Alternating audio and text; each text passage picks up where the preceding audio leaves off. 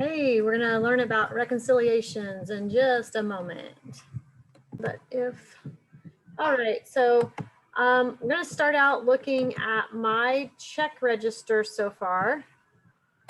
And so far on here, I've only put in November transactions.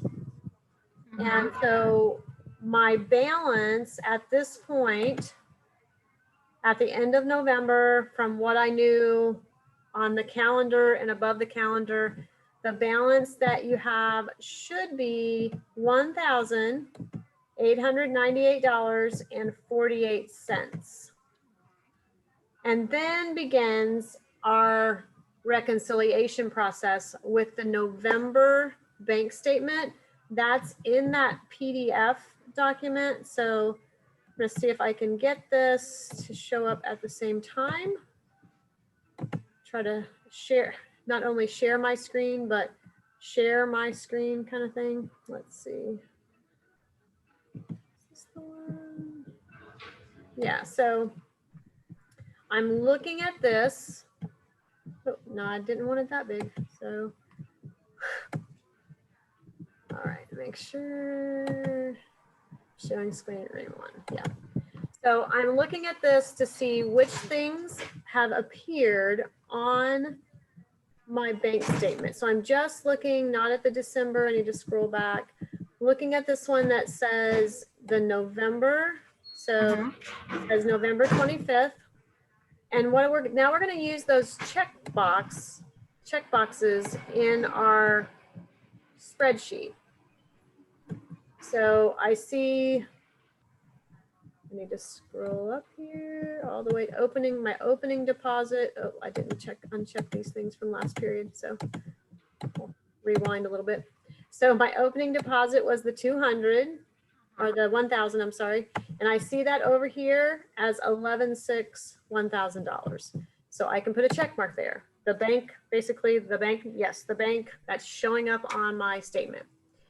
Then I see 7512. So I go over here, I look on the bank statement, I see there's a 7512. So I can check mark that. And personally, if I was doing this on paper, I usually also like check this, like, yes, that's in my checkbook, right? Yes, this is in my checkbook. So as I'm putting the check marks in my checkbook, if I see it on the statement, I'm also marking things on the statement to make sure they're in my check register also.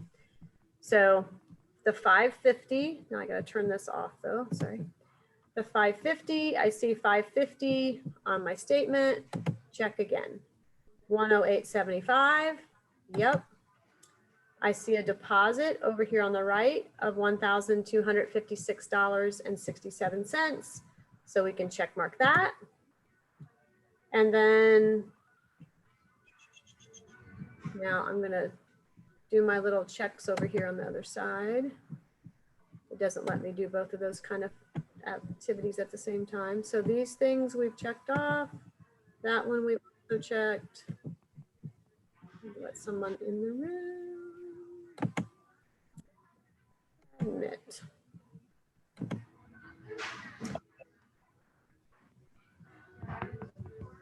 Good afternoon, Levi. We're just looking at the first month on the bank statement, the statement that's in the PDF file that says November 25th at the top, and then comparing that to what we've put in the check register in the spreadsheet. So we've gotten this far. Now I see there's two things that here that say $200 that are on my spreadsheet. One is a transfer to savings and one is for cash. And so I see these two $200 here. One says EFT for electronic funds transfer. So even if you use a different letter, different code, that would be there. And then the ATM for withdrawing the money. So I like to kind of check these off too. You don't have to, but if I was just doing this in real life, that's also what I would be doing. And then the 756 that's on 756.90, I don't see that on the bank statement. Oh, no, I do. I take it back. I lied. It's up here at the top. It's the only check that's cleared so far. So the 756.90 is up here at the top. And then if we look at our statement, like almost everything now is like checked off, right? I'm gonna scroll down here and I see my transfer from savings, the $2,000 deposit to checking, that has also appeared on my bank statement. So I can give it the little check mark also on my spreadsheet. So that's what our little check boxes were for. So we could see which things are checked off. Now, also what's important to notice then, and why I like to put the check marks on the statement too, personally, is this 1295, there was nothing that told us about this, right? So probably like in real life, what would have happened was the bank told you like, oh yeah, you're gonna have checks, you know, we'll just take it out of your account. And so I personally would not go back and insert a line. You can, if you want to insert a line between 9 and 10, I would just put it in at the end of the month. So basically at the end of the month, when I got my statement and I saw, oh yeah, I have to pay for those checks, then I'm just gonna put 1120 checks, purchase checks, something like that. And the payment amount was $12.95, and it is a payment. And then I can go ahead and check mark that because it has then come out, like the bank knows about it. It has already come out of my checking account. So then at the end of November, the things that are not check marked are those are outstanding. So on the reconciliation sheet, those are the things that are outstanding. So let's see if I can find, I have too many, I had too many things open. That's that one. That's not that one. I think this is the one, maybe. Yep, okay. I just need to delete my screen markings here. And so then on your reconciliation file, you should just have like a Google document. And then up here at the top, and you'll see like I actually already filled this in. But where did I get these numbers? So here's where I got the numbers. I did not want that to happen, sorry. I did not want you to get big. I want you to stay over here. All right, so on that bank statement, right toward the top, ending balance on November 25th. So when the bank mailed my statement on November 25th, this is what they said we had. So that's where this number comes from. Okay, so that top number comes off the bank statement, off the credit union statement. The other numbers are going to come from the things that did not get check marked. So I'm going to slide this back over, hopefully successfully. Ooh, look at me. Erase those nice little marks.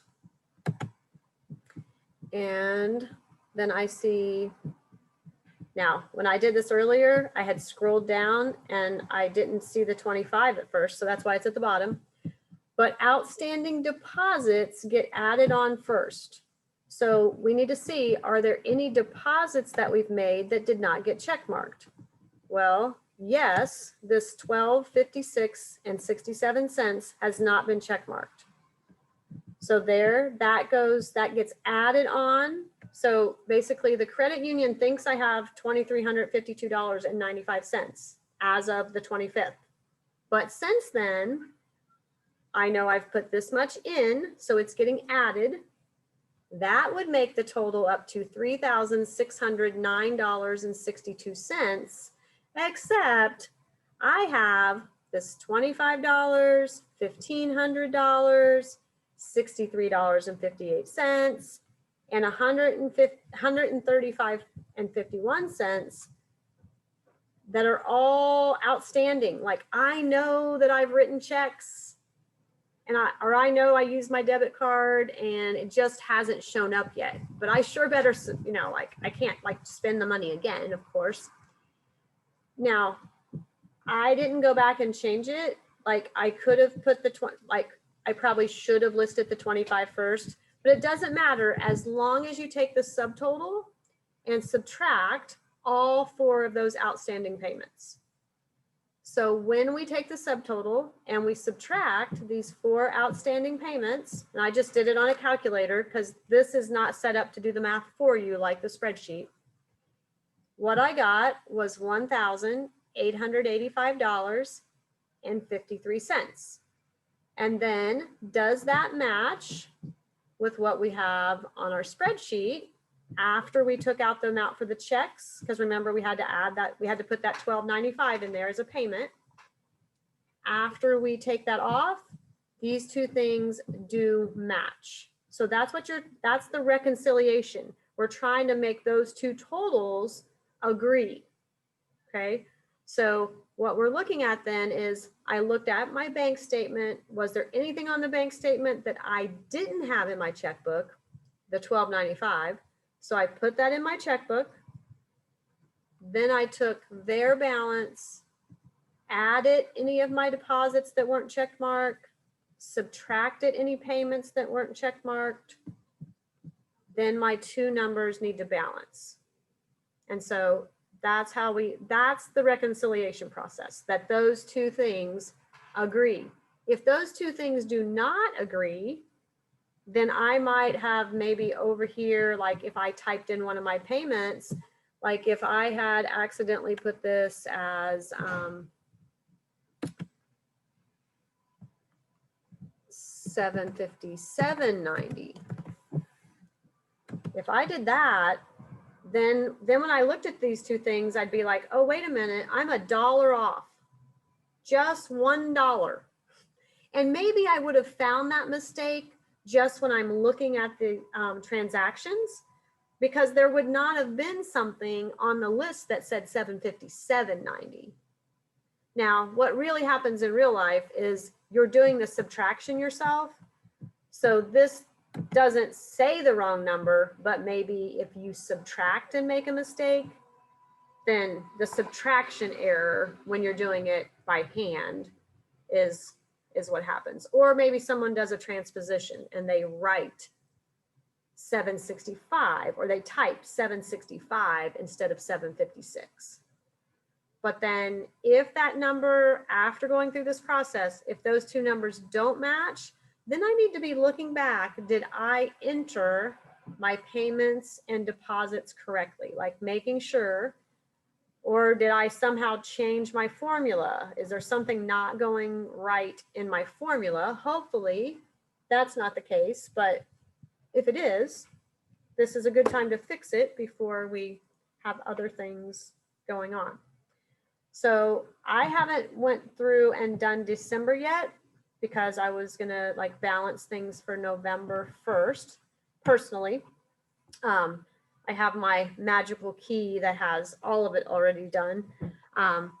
But so then you're gonna go through the same process with the transactions for December. And then after you've done the transactions for December, you'll look at the December, you'll be looking at that December statement. You'll be starting with 1,756 in that second.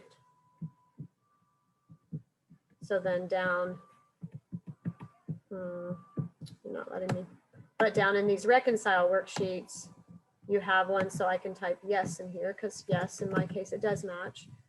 So then you'll start where it says credit union statement ending balance. You're going to start with the 1,756 number, 756.23. Then you'll go through and do your check marks to see what's still outstanding. So you should then find that the things that we didn't check mark, this time that were outstanding. By the next time you get a bank statement, these things should also now check, check, check. They're going to have cleared by then. If something happened and they still hadn't cleared by then there might be some issue, like your payment didn't actually make it to where it was supposed to be. But in this case, they will have cleared by then. But there'll be different ones that don't get check marked that you will need to put down as outstanding deposits or outstanding payments. Again, since we have the whole month of December and it's ending on the 25th, there's probably going to be that paycheck deposit at the end of the month that's not going to show up on the statement yet. So we probably will have another outstanding deposit. I can kind of foresee that happening, knowing that he gets paid on the 30th. And then there'll be some payments that also haven't cleared the bank yet. And it could be because they just, sometimes people don't deposit checks right away, right? Or in some cases, it's because it actually happened after the date of the bank statement. So it can be a combination of those things.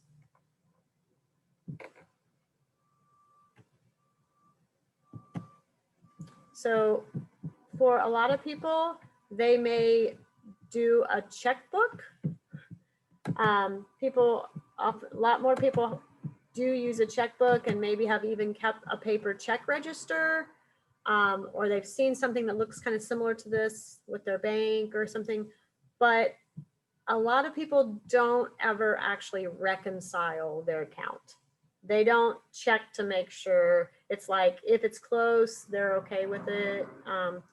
They don't actually reconcile the account. So for some of you, a checking account may be nothing new, but that process that we just did to try to reconcile the bank statement to your checkbook, I realize might be something new. So hopefully that's helpful to have gone through that first part together. I did record that first part, or what we've just done. So I will post that later. So if either of you need to go back to it, you can. And for others, you won't hear this unless you've already watched.